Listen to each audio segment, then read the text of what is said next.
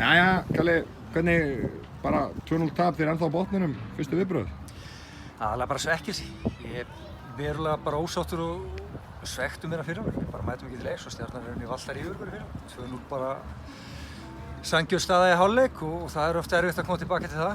Við náttúrulega spilum betri fótbolta í seinni hálfleik og komum aðeins en við erum aldrei að ná skap okkur þannig að það sé einhver veruleg hætta. Hörkufæri á fyrstu mínútu seinni hálfleiks og svo hefðu við líklega viljað vítaspyrnu aðeins seinni í leiknum en þetta er bara ekki nóg. Við þurfum að skapa okkur meira ef við ætlum að skora mörk og vinna leiki. Þetta var vítið, ég get sagt það hér og nú, þegar myndir að þessu. Já. Hvað finnst þér að dómgæslan sé þannig að þið getið ekki fengið vítið þegar ég á vítið? Bara sorglegt.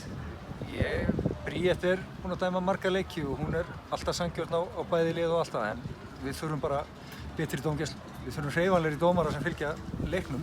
Þeir verða að vera betur staðsettir og ef hún sér þetta ekki þá er það bara óafsakanlegt og það sem meira ég held að hafa ekki spjaldaleikmanninn þannig að ég bara á ekki orðið yfir í hvað var í gangi þarna en þetta er bara það sem við búum við.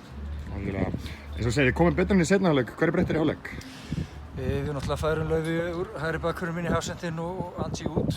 Fyrstlega var að bara labba yfir okkur í félagaleiknum og við brugðumst við því, breyttum þar og náum að þétta aðeins og svo ítum við náttúrulega til framar á völlinn. En fyrst og fremst held þetta sé bara hugarfast breyting á leikmönnum. Hvað sem sagði hann í klefa? Örugglega eitthvað frábært sem sagði hann í klefa en það bara við þurftum að íta og reynga að tapa þá ítur ofar og náttúrulega Stjarnan er að verja sitt þannig að leikurinn svolítið breytist við það. Algjörlega. Framhaldið er ennþá 23 leikjum og eftir öðrum liðum í deildinni. Er þetta eitthvað sem þú hugsað til, álagið sem þið lendið í núna í svona lok september og byrjun október þar sem er að spila leiki með 3 daga millibili þarna? Jú, við höfum verulega áhyggjur af því bara heilsu leikmanna og höfum látið KSÍ vita því en ég held að fá svör þaðan þannig að við verðum bara að treysta á okkur.